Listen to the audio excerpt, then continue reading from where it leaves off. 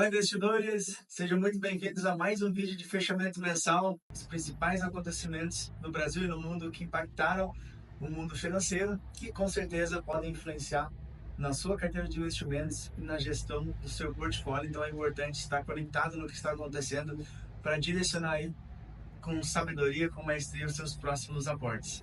Para os meus clientes, eu acabei de compartilhar por e-mail a performance da carteira deles no mês de fevereiro. Compartilhei também esse resumo que eu vou trazer aqui por escrito.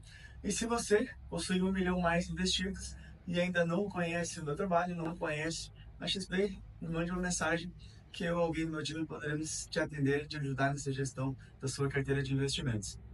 Poderia começar o vídeo aqui com vários assuntos, mas como bom brasileiro, como bairrista, vou começar aqui falando dos principais acontecimentos a nível de Brasil. Nós tivemos o Comitê de Política Monetária, o Copom, divulgando a ata da nossa reunião de janeiro, e na ata ele trouxe ali um cenário ainda pessimista com a inflação.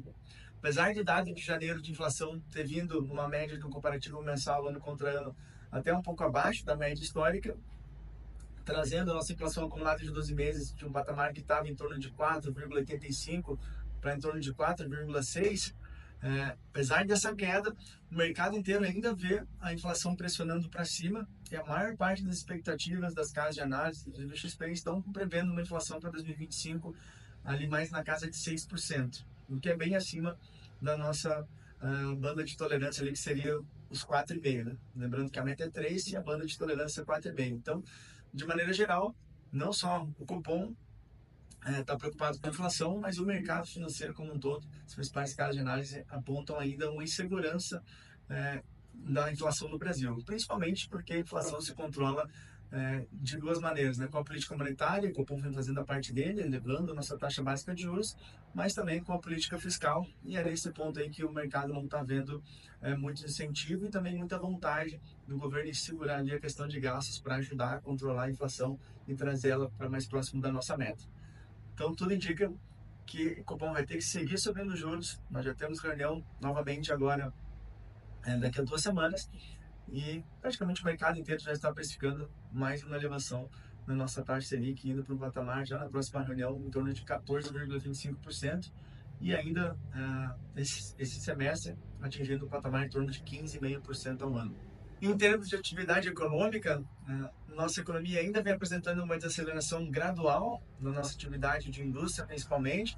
E no cenário político, a desaprovação do governo Lula atingiu um patamar superior a 60%, segundo uma pesquisa da Genial, isso em estados como Rio, Minas e São Paulo, mas até mesmo em estados com uma legenda mais de esquerda, como no Nordeste, está acontecendo uma escalada negativa da avaliação desse governo.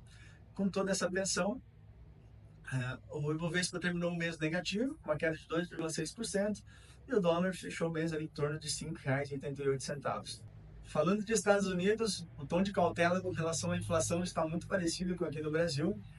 Na ata do Comitê de Política Monetária dos Estados Unidos, do FED, eles também trouxeram essa preocupação com a inflação, e o dado do CPI, que é um indicador de inflação nos Estados Unidos, trouxe ali uma alta de 0,5% de dezembro a janeiro. Foi uma das altas mais fortes desde meados ali de 2023 e que levou a inflação nos Estados Unidos acumulada de 12 meses para o patamar de 3%, bem acima também da meta, e isso reforça a preocupação lá, e o mercado está acreditando aí numa manutenção da taxa de juros elevada nos Estados Unidos por mais tempo, e alguma parte do mercado já acredita até na possibilidade de não haver mais cortes na taxa de juros nos Estados Unidos nesse ano. Tanto que na última reunião a taxa foi mantida inalterada, não teve corte, mas também não teve elevação, ficou ali no patamar entre 4,25% a 4,5%.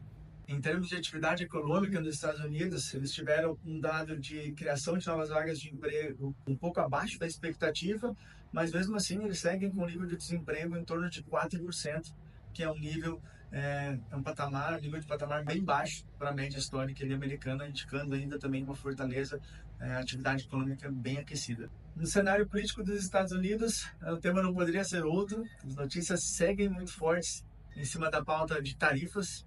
É a piada aí no mercado financeiro que o vermelhão veio inspirado no Haddad e está taxando todo mundo.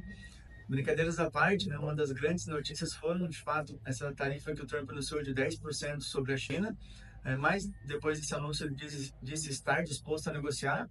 Na prática, o que o Trump quer é que a China consuma mais produtos dos Estados Unidos. E já por sua vez, Xi Jinping, ele também se diz disposto a negociar, mas vem demonstrando, claro, uma insatisfação com essas tarifações.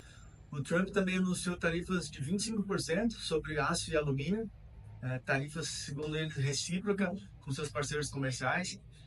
E aí nessa categoria enquadraria ali países como Canadá, México, Brasil, Coreia do Sul, Vietnã, que são alguns parceiros comerciais desses produtos com os Estados Unidos. Então isso também poderia impactar a gente aqui no nosso cenário interno. Mas de longe, com certeza, os mais impactados seriam ali México e Canadá, né, que tem boa parte da sua balança comercial baseada nos Estados Unidos. Mas em seguida também, parte dessas tarifas foram suspensas através de um acordo entre Canadá, México e Estados Unidos, baseado principalmente nesses países adotarem uma postura mais rígida de fiscalização de fronteira.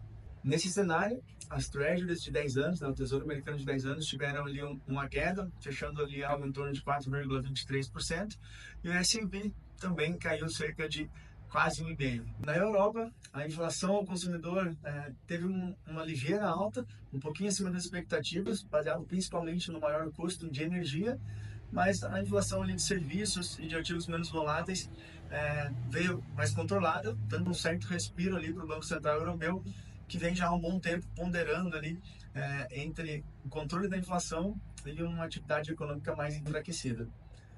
O mercado reagiu de maneira positiva, o Eurostoxx 600 subiu quase 3,5%. Na Ásia, os preços aos consumidores cresceram ligeiramente de dezembro a janeiro, mas abaixo das expectativas.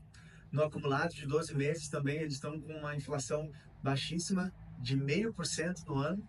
Não sonha ouvir um número desses aqui para nós brasileiros, acostumados com uma inflação mais alta, mas isso também tem seu impacto negativo. O preço ao produtor também segue em queda, indicando aí uma deflação persistente no setor industrial chinês, apresentando também um certo desequilíbrio entre a oferta e a demanda da produção por lá. O presidente chinês, Xi Jinping, também fez uma reunião com grandes empresários, como por exemplo o Jack Ma, o fundador do Alibaba, indicando aí que o governo está atento e tem entendido que vai precisar de um pouco mais da iniciativa privada para ter alguma chance nessa queda de braço, nessa guerra tecnológica que está acontecendo com os Estados Unidos. Foi uma sinalização positiva para o mercado e o índice chinês teve uma alta de quase 2%. De alocação de ativos, como todos esses acontecimentos e informações refletem na nossa estratégia de alocação. Então é interessante ressaltar que nem toda informação a gente precisa correr para mexer na nossa aplicação. O mais importante é definir uma estratégia e ir adequando a nossa carteira dentro dessa estratégia, conforme fazendo novos aportes ou até mesmo tendo vencimentos das aplicações que já tinha feito no passado. Reforçando principalmente que não existe uma regra única, uma receita de bolo para fazer a gestão de investimentos, mas a gente tem através do nosso tipo de alocação, que estuda isso a fundo e traz uma carteira sugerida conforme o perfil de investidor, dividindo ali nas classes de ativo os percentuais mais adequados para buscar um determinado retorno de acordo com o perfil e o apetite de risco de cada investidor. Mas, para dar uma resumida, de maneira geral, nós somos bem construtivos para a renda fixa local, para a renda fixa Brasil, priorizando, dada a elevação da nossa taxa básica de juros, a elevação da Selic, ativos pós-fixados, e trabalhar também com vencimentos mais curtos. Dado o aumento de taxa extremamente elevado, a gente não precisa alongar muito o vencimento da aplicação para conseguir uma taxa interessante, seja no pós-fixado ou até mesmo nos ativos relacionados à inflação também. Estamos indicando ali vencimentos ou durations mais curtas. Né? Em vértices mais curtos a gente já consegue ter uma taxa bem atrativa.